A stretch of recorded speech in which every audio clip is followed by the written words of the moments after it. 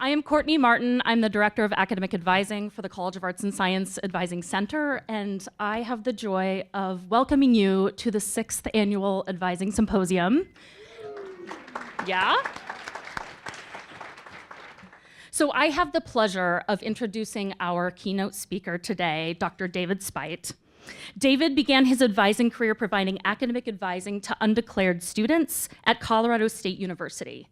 In 2008, he was named the Assistant Dean for Academic Advising in the School of Undergraduate Studies at the University of Texas at Austin, and was tasked with developing a new advising center for a new academic unit aimed at helping students explore majors.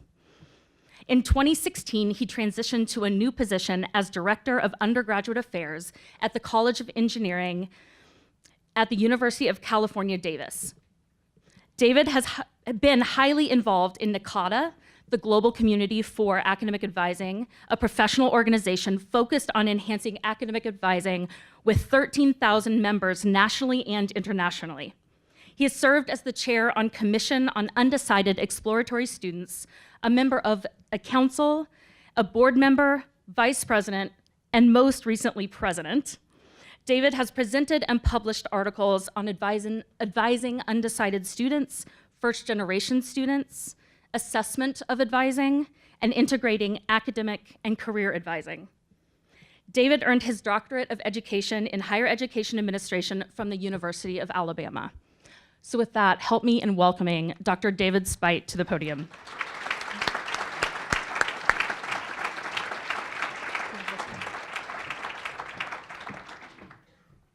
I always like the sound of that, Dr. David Spight. That's, I've only recently had that doctorate, so roll tide, which I know goes over really well in Boston, right? I do want to take a moment and thank the committee, thank Courtney, thank the group for, being willing to let me talk. Afterwards you can decide whether or not it was any good. I'm sure there are evaluations. And what I often like to say with evaluations is if you really liked what you hear, be sure to fill them out. If you didn't, I'm sure there's a recycle bin outside. We might as well keep saving the planet. What I hope today is that you get something of value out of today, that you can take something away from what we talk about today. So here's where we'll dive in. Before we start, one of the things I like to do is tell you a little bit about some of the things that philosophically drive how I approach the work that we do in advising. And one of those things is this idea by Nevitt Sanford. He wrote about it in the 60s. He wrote this book called Where Colleges Fail, which sounds really uplifting, right? Where Colleges Fail. But what he talked about in it was that students needed two things, and they needed these two things in balance of one another in order to grow and develop. And they need those two things to be challenge and support. And if you provide too much of one of those things or too little of one of those things, they're not going to grow and develop, right? So I very much approach the work that we do is about helping each individual student in a way where we're figuring out where we can challenge them and where we can support them. I also think that that's, for those of you that are managers or supervisors, that's how I also approach working with the team that I have. My job is to challenge and support them so they grow as professionals, right? At some point, check this book out. And when you're reading the section about how parents are, forget that it's written in the 60s, and it will seem really relevant for today. I just like to mention that. One of the other things that I'm a firm believer is in this idea of planned happenstance. John Krumboltz talks about this. That there are these things that you can try to plan for in life, and then there are these unexpected opportunities that come up. And how you plan for those unexpected things and then take advantage of some of those things really does a lot to determine where you end up and how you get to where you want to be. I told a group of folks yesterday that there are 3 events, and I'm just gonna leave this hanging today. You can always ask me about it later. There are 3 events that are why I have the job I have now and why I've had the career that I've had. And those are, 1, I had a really cute RA when I was a freshman. She was really cute. I dropped a piano on somebody's boss, and I gave a speech at a conference in Vegas. So those 3 events were not planned, but they are a part of the reason why I'm where I'm at professionally, right? And I think it's key to remember that when we're working with our students, that it's not just about helping them come up with a plan, it's helping them plan for the unexpected. And then this one seems obvious, but it's always important to me to remind folks that I firmly believe that every student is unique. They each come with their own intersection of identities, who they are. A lot of times those identities are still developing. But each individual student is different, and so how we approach the practice of advising is going to be affected by that. All right, so given that, what I want to talk about today are three things. One, a little bit about what advising actually is. It's vastly different from how it was when I went to college. In fact, I avoided my advisor. He just wanted me to take all of his classes, and I wasn't interested in his classes. So I avoided my advisor, so I wasn't a great example as a student. But we're going to talk a little bit about what advising is now. It's very different than it was 40 years ago. Not that I was in college 40 years ago. We're going to talk a little bit about some of the concepts that are related to how you do the work that is advising, and then more specifically, how you can actually, what are some things that you can actually do to be a better practitioner, right? Okay, so what is academic advising? At some point, I'm also going to ask you to answer some things, throw out some questions, some responses to some things. But with this one, I think the best way for me to answer this question is the same way those of you who have ever been in any relationship know that one of the toughest questions in a relationship is, what do you want to have for dinner? Right? And I have found that it's easier to say, well, I don't want this. What do you not want? So to start from the not side of things is often better, right? So what is advising not, right? Advising is not simply an administrative process. It's not just about getting a signature or a form filled out or getting a course. It's not just a once-a-year meeting between an advisor and a student. This is something I'm still trying to convince my own college about at UC Davis, that once a year isn't advising. It's not just about class selection. There's more to it than that. And as a result, you'll notice all of those things above are talking about things that are very transactional. Advising is not meant to be a transactional thing. It's actually meant to be transformational, right? So it is not commonly thought of, it is not a service. There's more to advising than simply being a customer service kind of oriented activity. It is also, as a result, not something that you can do without training. You should have some training, right? Hopefully your training is better than mine. When I first started in advising, I basically had a half-hour session where somebody sat me down and said, you're going to work with students who don't have a major and you're going to help them find a major. All right, good luck. Right, so hopefully your training is a little bit better than that. And hopefully, if not, or whether it was or whether it wasn't, that you get something out of today. All right, so what is academic advising? Really, what academic advising is it's about learning.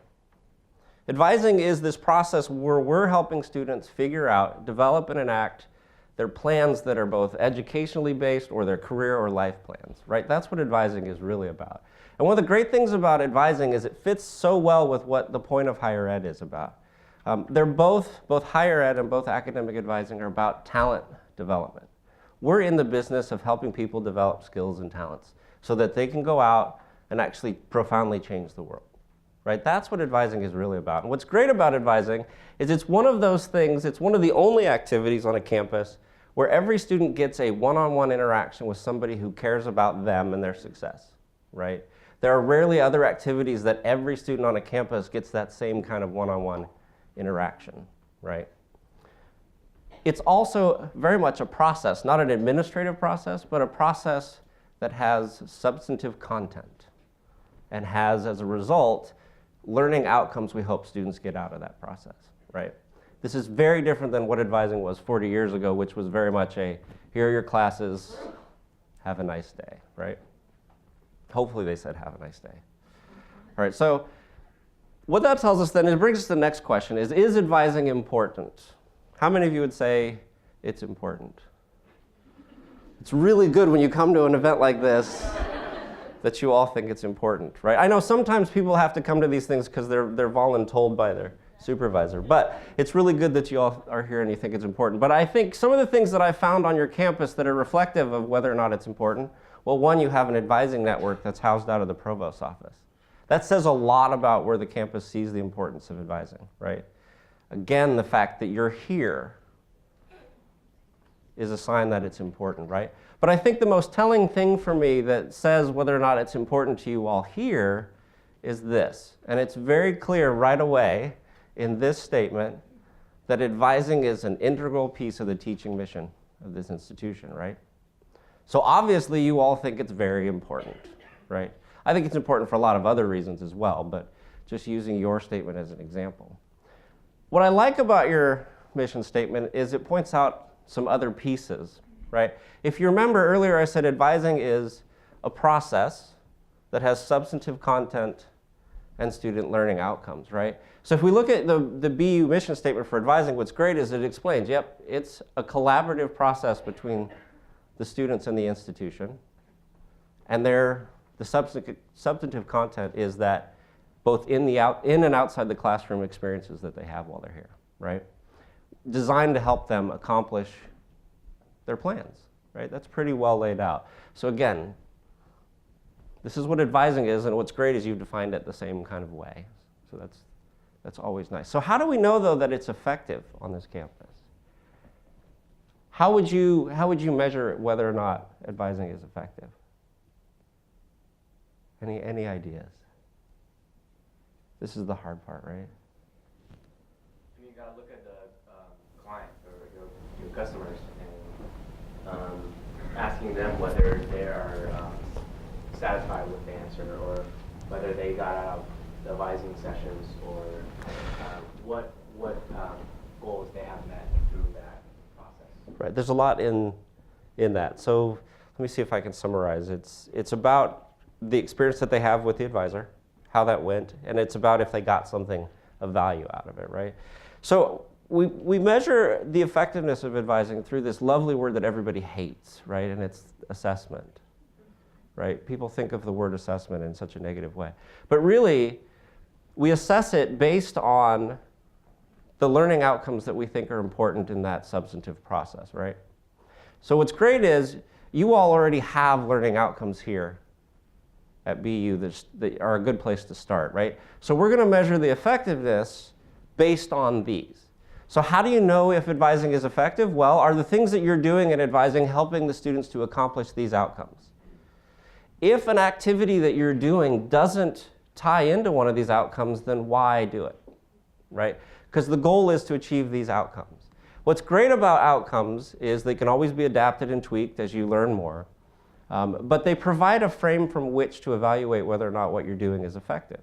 And you can do this for programs and units, create an assessment plan around these, but you can also do this in your individual practice, right? One of the ways you do that is through self-reflection. Thinking about, you've just had that meeting with a student, taking a moment and saying, all right, do I feel like I helped them accomplish one of these things that are these outcomes? Which is why it becomes hugely important to make sure you really do know these outcomes, right? One of the fun things that I find happens on any and every campus is when you have a mission statement or learning outcomes or goals, everybody knows them when they're being created, but then nobody looks at them again and remembers them later, right? Like how many of you would say before this morning you remembered what the mission statement was for advising or what the learning outcomes were, right? So this is where it becomes hugely important. If you're going to self-reflect on how effective you are, you need to make sure you know what it is you're reflecting on as to whether or not you're effective at it, right? The other piece that is really easy with this, the easiest way to find out if you're effective is to ask. Ask the student. Tell me back what I've just explained to you in terms of this GE requirement. Let me see if you understand it the way that I've explained it. Oh, great, you do. Oh, clearly I didn't explain that well, right? You get a ready-made assessment right away about how effective your advising is.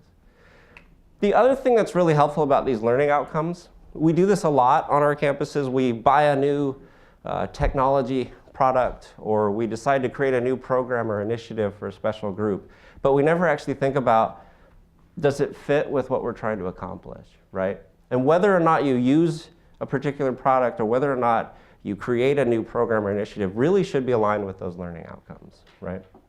I like to use Facebook as an example. 15, 20 years ago, all of a sudden every advising office had to have a Facebook page because that's what students were using, right? So everybody rushed to create Facebook pages for their advising offices. But they didn't actually know, how are we going to use it and what's the purpose of why we're using it? That's where learning outcomes can also help. So it's not just about figuring out effectiveness, it frames why you do what you do, why you use what you use. Does that make sense to folks? Okay. So we're going to shift gears a little bit. We've kind of figured out what advising is not and a little bit about what it is. What I do want to talk about is a little bit the concept behind it. We're not going to have a conversation about theory in terms of specific theories today. There could be semester-long courses on theory, right? There could also be semester-long courses on approaches. But we are going to talk a little bit about them just to get some conceptual frame for it, because it helps when figuring out how to be a better practitioner. So when you think about theory, what really at the most basic level, we could have a long debate about theory and theoretical concepts, but what is a theory at the most basic level? What is a theory? Any guesses? Yeah. An idea. It's an idea that's designed to do what? Say that? Guide thinking, right? Something to model experience. Model experience, possibly, right? Yeah. Proposed relationship that can be tested. Propose a relationship that can be tested, yeah.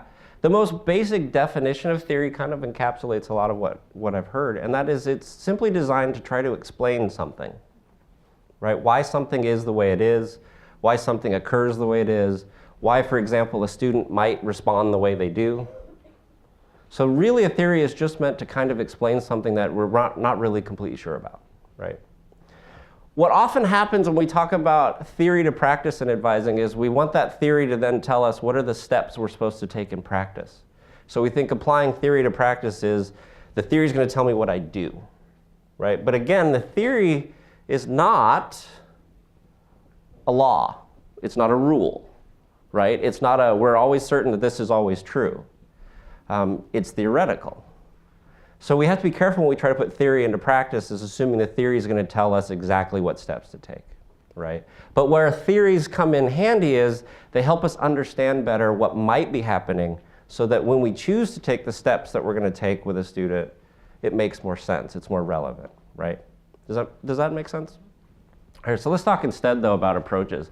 And one of the things I'm going to try to break the habit of is referring to these approaches the way that they're referred to in the Advising Approaches book, the way that they're often referred to in the advising community, is I'm going to try not to call these prescriptive advising or developmental advising or appreciative advising, because they're not advising, they're approaches to advising, okay? And that's an important thing to clarify.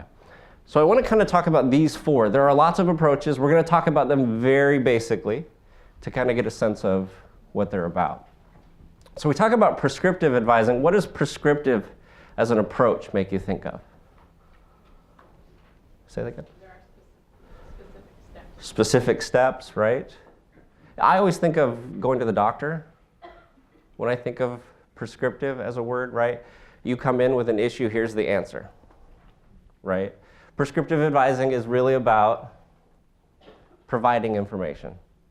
It's very much a transactional relationship. It's the advisor has an answer, the student has a question, often related only to academic-related issues, right? But included in prescriptive is the act of actually saying, well, does the student have all their degree requirements met, right? So that's kind of an important piece we want to make sure about. So it's important to also realize that prescriptive is not necessarily a bad approach in some situations, right? Surprisingly, people don't think of it this way, but prescriptive advising includes actually advocating on behalf of a student when they're dealing with something, right? That's not often thought of when you think of prescriptive. But it also is reflected in behavior where you see an advisor that overly supports a student to the point where the student actually doesn't have to do anything for themselves, right? An example of this is the advisor who will spend all evening emailing students back. That's a little too much, right? It's okay if the student waits till the next day to get a response, right? But that's reflective of this idea of overprotecting the student, right? There are places, though, where prescriptive as an approach is going to be valuable, right? So I don't want you to think that, well, that means prescriptive is bad, we should never do prescriptive, right? There are some kinds of questions that students ask you. It doesn't make sense to try to walk through a conversation about how they can learn something, right? Like if they're just trying to find where is the bathroom, do you really need to talk? Well, let's talk about how you can find where a bathroom is, right? So there are kinds of questions where prescriptive as an approach makes a lot of sense, right? In contrast, came out of the prescriptive discussion this idea of the developmental approach, right? And the developmental approach has been a big driver in advising for a long time, right?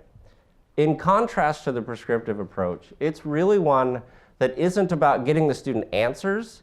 It's about helping the student grow and develop, right? That's the idea behind the approach, right? And it's an approach that requires that the advisor not be the expert, but rather the advisor and the student are collaboratively working together and both have a responsibility in the relationship. And it's about the whole student. It's not just about the academics, but we have to be aware of the fact that the things that happen outside the classroom are going to affect what happens in the classroom, right?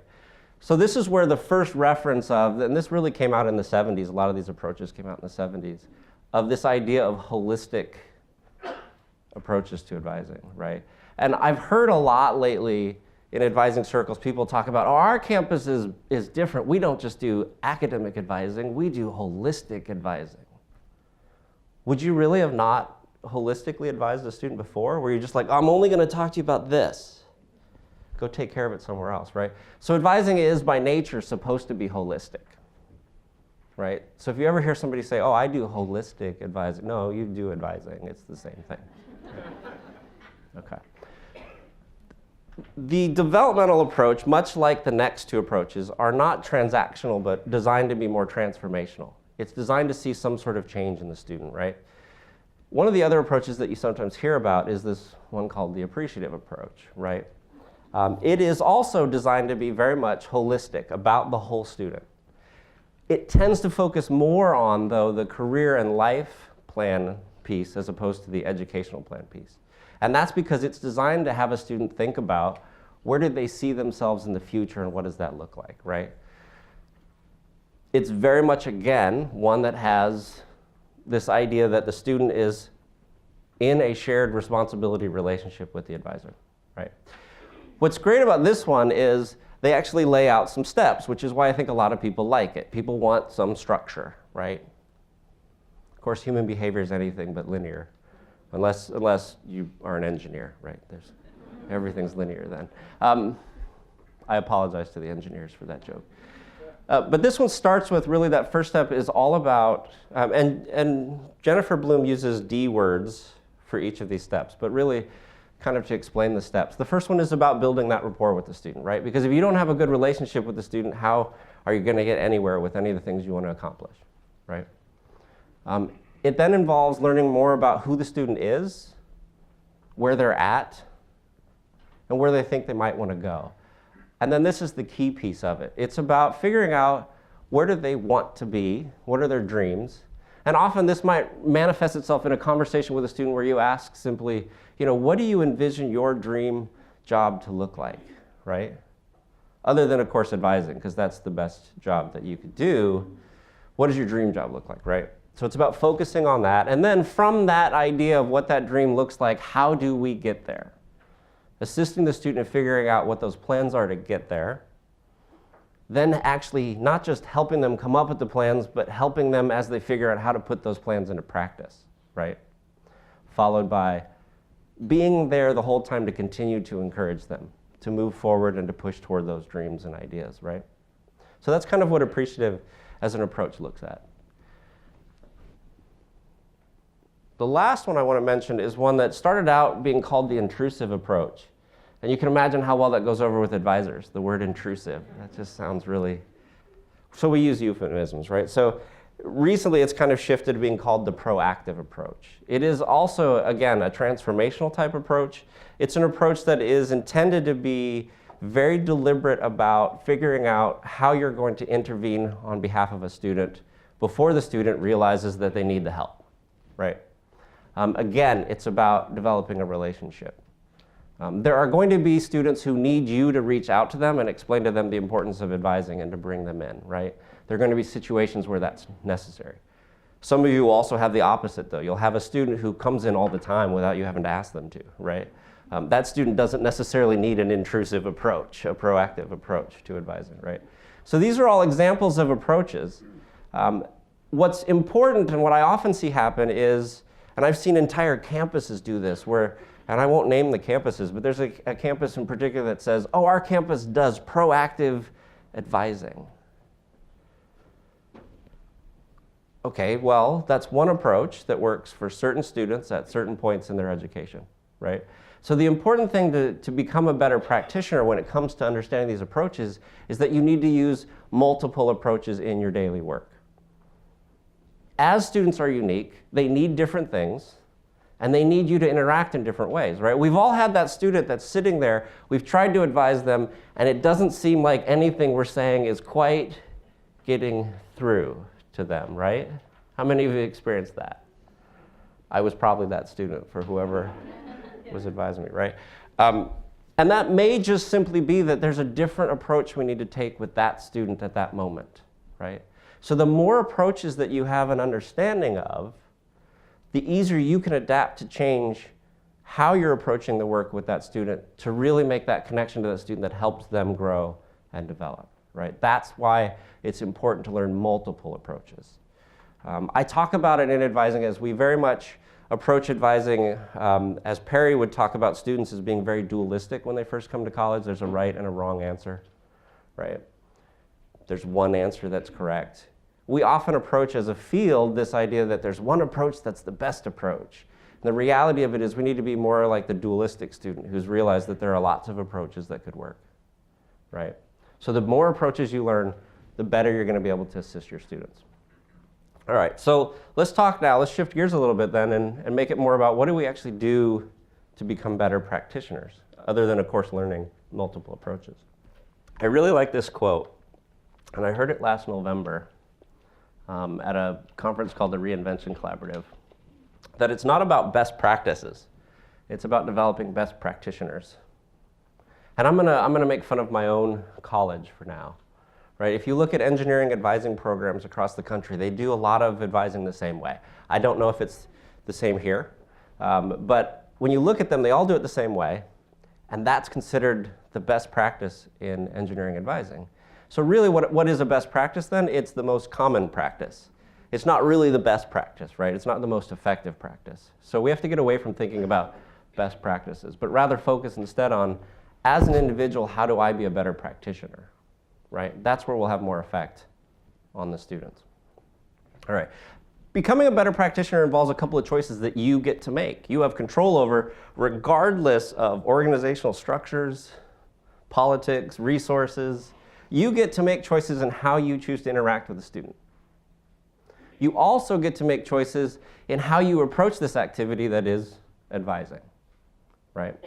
And that involves being engaged in the scholarship of advising, the literature, the research, being involved in the profession that is advising.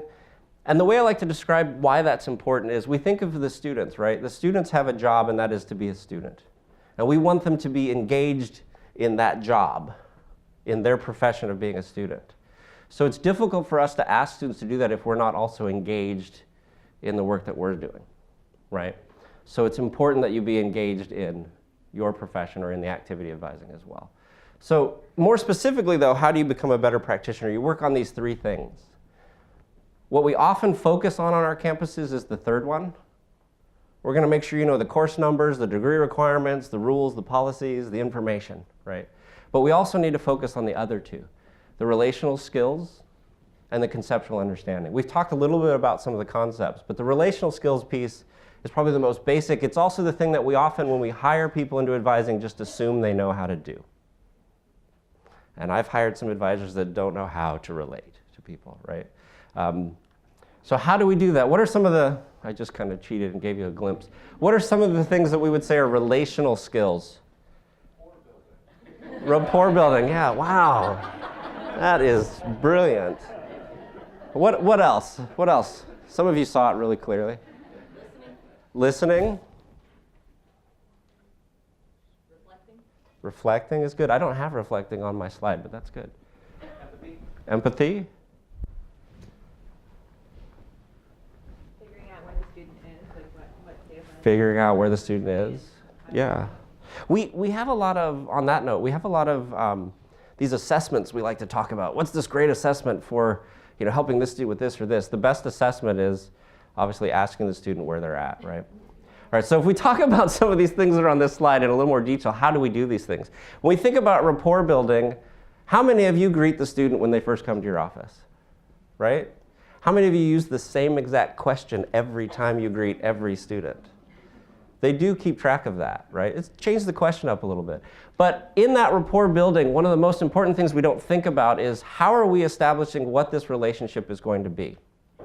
And the way we often do it is with this wonderful question that we ask, which is, how can I help you today? Right? How many of you ask, you don't have to raise your hands if you don't want to admit to it. How many of you ask that question, right? How can I help you today? What that's done is establish that I am the expert, you are the student. That's the relationship. If we want it to be a shared responsibility, if we want the student to be responsible for their education and to be involved in this process, maybe we could ask that question in a different way, right? We might ask instead, what is it that we need to accomplish together today? What is it that you're hoping to get out of today's interaction? Changing the question to say, this is a relationship where we both have a role, right? Does that make sense? So rapport building is not just about getting to know the student, it's also about establishing what that relationship is going to be about, right? So consider tweaking. That's a simple change that you can make, and you've already become a better practitioner, right? In terms of communication and active listening, right? One of the things that I find very interesting and very wonderful about people who are in jobs where you get to help somebody is that we want to help, right? It's one of the best qualities about people in helping kinds of jobs. It's also the worst thing, right? Because we find ourselves wanting to give the student an answer because we're going to help that student. So while the student is in the middle of talking about what the issue is that they're having, we're already thinking about our response. And the moment we start thinking about our response, we are no longer listening to what they're saying. And we may miss something in the context of what they're describing.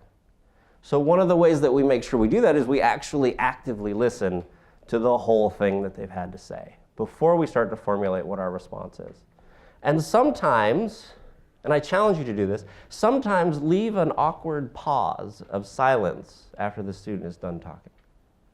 Right? Take a moment to think about what they've just said. You'd be surprised too how often in that awkward pause the student comes up with their own answers, which is what we want them to do, right?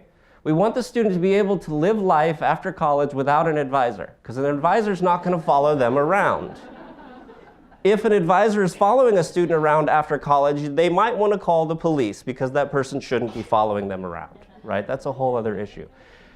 So it's important that we help the student learn how to help themselves, right? So active listening becomes a hugely important part. Asking questions, again, is one of the most basic but best ways to assess where a student is at. There are no bad questions. One of the things that I sometimes do, and I didn't have the ability to bring a bunch of these for everybody, is I have one of these lovely wooden blocks, and it has a question word on each side. And I put this on my desk because I can't file this in a folder, right? We go to conferences, we go to sessions, and we just file the handout away and we never look at it later, right? But this I can't file away. It sits on my desk. And when I'm meeting with a student, and I've got a half hour, which is a lot of time to talk to a student, I got a few more minutes. Maybe I can ask them one more question. This block reminds me to ask them one more question. Or if I don't know what to ask, I might actually roll it with the student and come up with a question, right?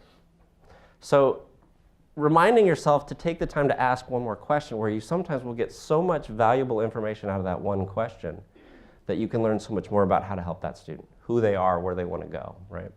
Related to that is the referral piece.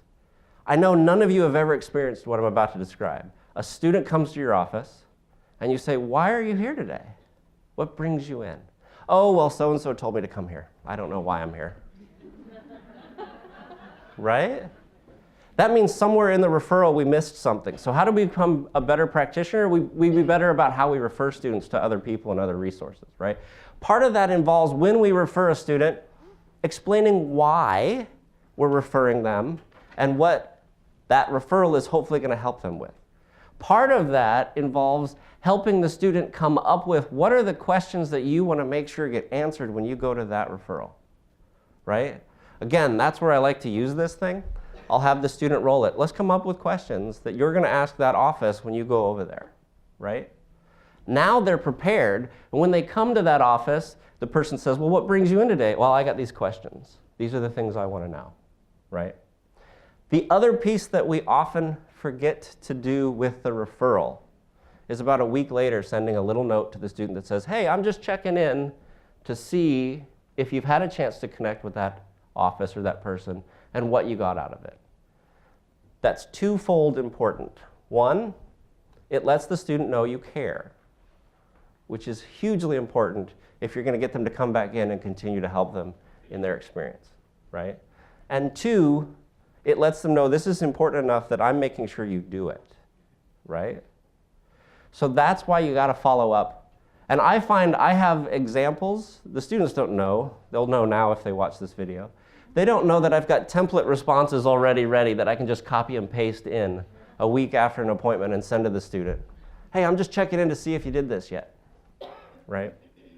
I put a block on my calendar a week after I've met with a student that I'm going to remind myself to email the students I met with to follow up, right? That's a huge, huge thing you can do that takes this much time, right? But it makes a difference in that relationship with students. Right? So the referral piece is something definitely that's an easy thing to work on. Like I mentioned before, it also involves, to become a better practitioner, increasing your conceptual understanding. That means learning about the theories. And a lot of the theories that we have, that we use in advising, are not about advising. They're about students. They're about career development. They're about all sorts of things other than advising. We really only have one theory about advising by a guy named Mark Lowenstein. It's about that advising is a learning-centered activity. Eventually we'll get there. We'll get some more theories. But a lot of times we're borrowing theories from a lot of other disciplines, right? It's about learning the different approaches, trying them out, seeing how they work with different students. It's also about being current on the research and the literature that is related to advising and related to students.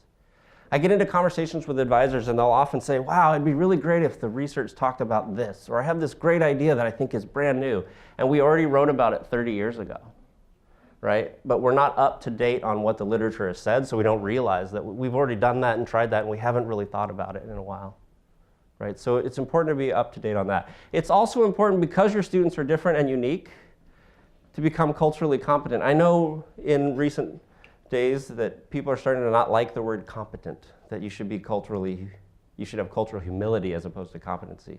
As somebody who is half Japanese and half white, that makes it a little bit difficult for me. So I don't know that I agree with the word humility as much, because I'm never really in one place or the other. But regardless of the word you choose, the point is, get to know where your students are from, get to know more about who they are, because that will help you work better with them and be able to figure out which approaches are the best for that student at any given time. Right? It also involves learning more information. And this is the thing that's often sometimes a little bit of a challenge. It's not just about learning about your degree requirements in your department. And it's not that you have to be an expert about every degree in every department. But it's important to learn about some of the other areas of the campus that students who come to you are interested in. Right? Because how many of your students all want to double major or have this minor or that minor, or get 2 degrees? A lot of them, right? They don't come to our institutions seeing us as these neat little boxes that are departments. They see us as an institution, and they want to take bits and pieces of different parts of the institution to create the degree and the experience that they have. So if you have at least some cursory knowledge about some of those other areas, that can be very helpful in helping the student figure out what their educational plans are, right?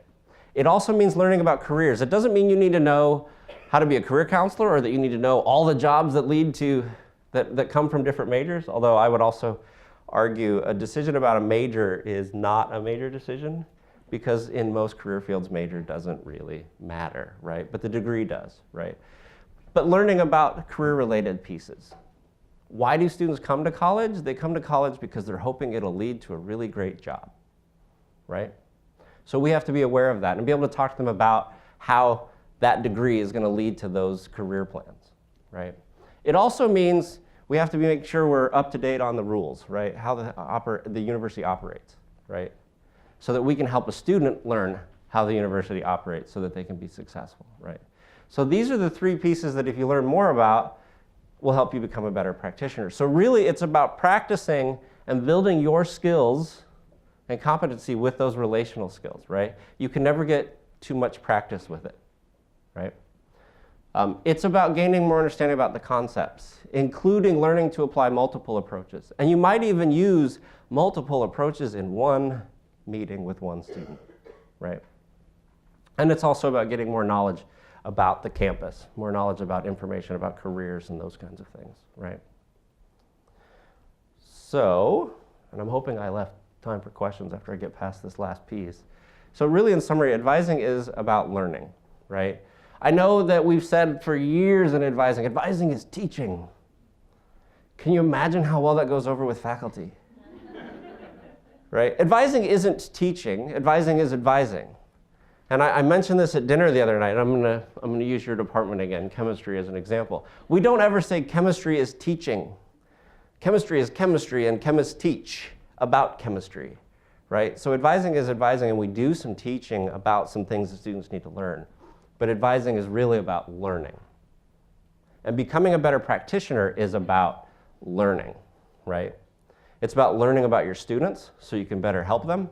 It's about learning about advising in a way that you become better and better each time you work with a student, right?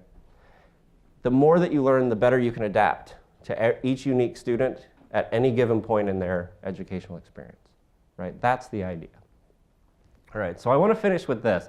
And I always really like this quote.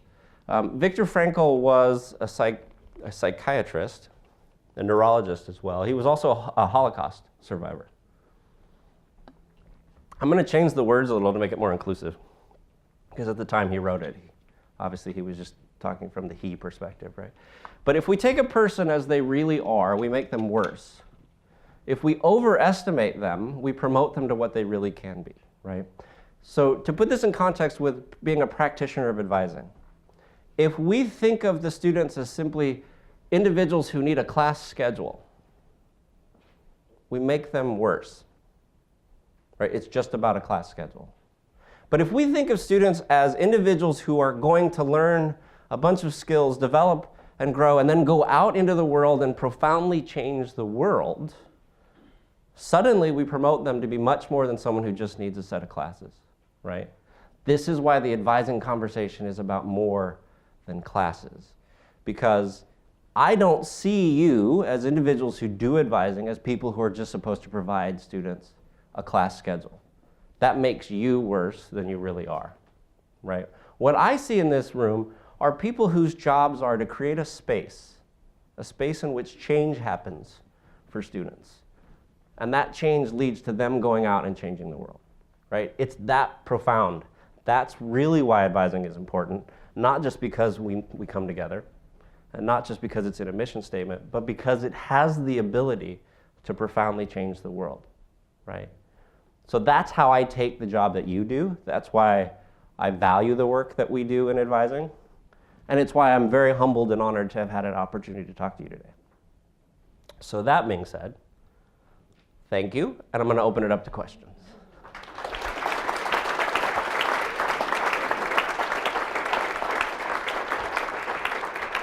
And if you don't know what to ask, you're welcome to roll the die. Here you go. So one of the problems I have is just the word advising. And I think more what you're talking about in some ways is mentoring. And so when a student sees academic advising, they have one thing in mind. And so what I often try and do when they come and I meet them for the first time is tell them, here's what, I'm not just here to tell you what classes to take, but then talk about the role that I see and what they want. Right. Because academic advising tells them you're going to help them with their classes. That's So I think when I hear the word mentor, yes, it's a part of what we do. It's not the only thing that is what we do, right? We do some teaching, we do some mentoring, we do some coaching. I know there's a whole movement to create positions that are just coaches. Really, we're already doing that or should be doing that in advising, right? A lot of these things. I think what it really gets at is that historically, we've never really told our story well as to what advising is. So what students perceive it to be is often what either their parents told them if they happen to not be first gen, or what they experience the first time they come to the campus is they come to orientation and what do we do? Here's your schedule, right? So what we're doing is establishing that the term academic advising or advising is meant to be about classes, right? We reinforce it every time we have a meeting with a student where we only talk about classes, right? And it needs to be so much more than that. So yes, one of the best things you can do is from the start, establish, well, what is really advising, right? They're used to often, if they even go while they're in high school, a guidance counselor telling them, here's your classes. So that's their experience, right? But we have to change how we establish what that relationship is from the beginning. And that includes even at orientation, maybe taking some time to not make the conversations just about classes for that first term. I'm an advisor, here are the things that we're gonna do. This is what we're gonna talk about, right? It's being very purposeful about those interactions and explaining it, yeah. Okay. I'm interested in what you're saying about how we can expand our informational base of our knowledge about degree requirements in other schools and colleges or other majors, et cetera. Being aware that students are coming into college thinking that they go to college because they're going to get a great degree. And I'd like to just ask about one of the points in our outcomes is not just that students understand the degree requirements, but they understand why. I think part of it has to do with, for a long time, higher ed has done a horrible job of telling its story, right? Telling why it exists and the value of higher education, right? The undergrad degree was never meant to be a vocationally based degree, right? It's meant to teach the student skills that they could use at any vocation, right? I think the explaining of the why is hugely important because we want students to be able to go out and affect change in the world, right? If they don't understand the basis for the skills and experiences we're trying to embed in different subjects, right? It's not that they have to take X number of units in English versus history versus arts, but it's that they have to understand that by taking classes in those areas, what are the skills they're actually going to get out of those that they can use when they get out into the real world, right? The ability to communicate, the ability to critically think, to problem solve, to look at information, and to be able to make some sort of decision about it, right? These are things that span the cross of all sorts of disciplines, right? And how we embed those things in becomes hugely important. But I think we have to challenge students. We often don't, right? A student will say, I'm just going to get my GE out of the way. No, actually that GE is going to teach you the things you need to know to be successful in your later courses, but also these are the skills you're going to get afterwards, right? Part of what we do in advising is about developing not just educational plans, but career and life plans. And they need to understand how the skills they're getting from the courses they're taking feed into those career and life plans, right? That's the reason we need to explain it. So I don't know if that gets at what you're talking about, but I think it's important to kind of, to describe that. There should be a reason why we make them do anything, right?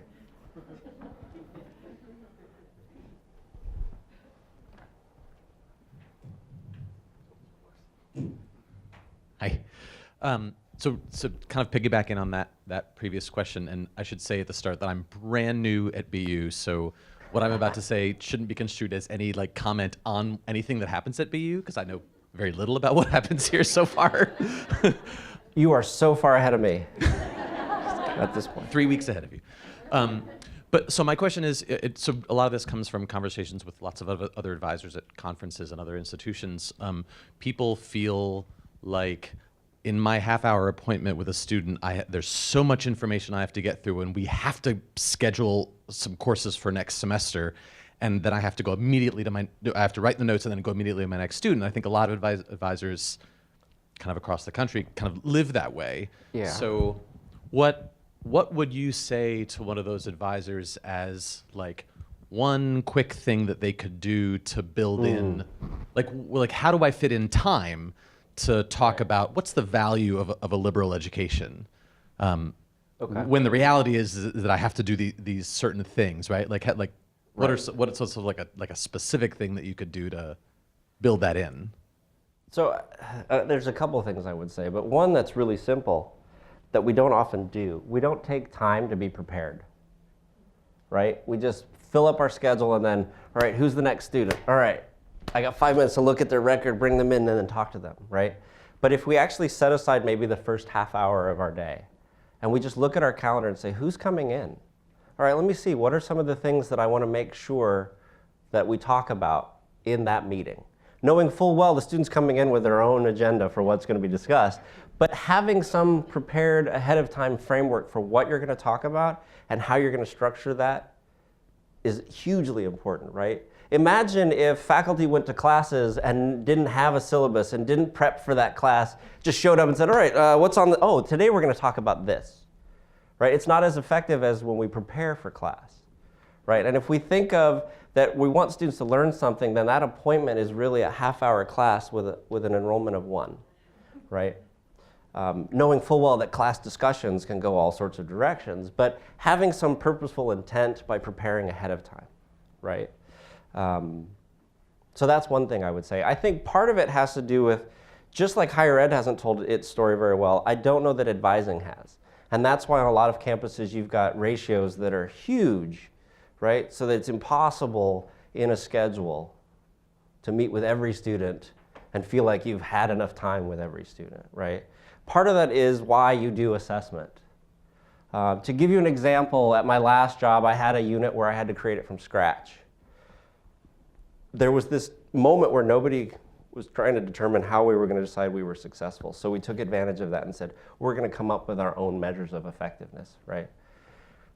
That office was only ever supposed to have 4 positions, including my own. By the time I left 8 years later, it had 18 people reporting to my position, at a time when the campus was dealing with budget issues. We were adding 2 to 3 jobs every year. And the reason we were able to show, look what effect we're having on students. We've measured it. This is why assessment is also important. It tells a story. It's not a story that's about justifying your existence. It's a story saying this is where we're at and the effect that we're having. And if we had more resources, we could do more of this, right? Because every decision on a college campus is tied to money, right? So that's another reason why I would say that helps, right? It begins to get to a place where I had advisors that had a ratio, caseload of about 200 to 225 students per advisor on a campus that had an average of 500 to 1. And the reason was we were able to show, look what the effect we're having. Give us more time and more people and we can do even more for the students, right? And then it's easier to work through your day, have more time to meet with students more than once, because ideally you're not meeting with every student just once a term. You're meeting with them multiple times a term, right? I don't know where we're at with, I didn't change my watch from California time, so it's really early right now.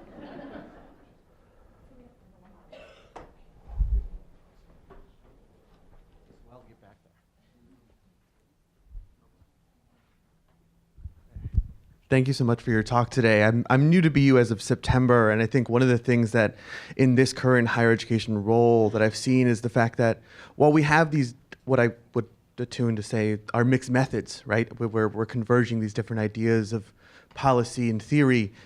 Something that I've seen in offices and in conversation with other peers who work across Boston is that when fatigue comes in, whether you have 80 or 500 or 300, you start prescribing automatically in the morning of. What are your tactics and how do you speak to that fatigue that oftentimes isn't because we're not taking time to personally involve ourselves in the work, but it's more so, how do you take that time to value your own work and concentrate on that as well, and the value that brings? So fatigue particularly. So I think I'd start by saying, you know, what is it we hear, and I heard this recently, I was on a plane, right? There are oxygen masks that drop. Put your mask on first before you try to put somebody else's on, right? Because if you're not breathing, you're not helping anybody, right?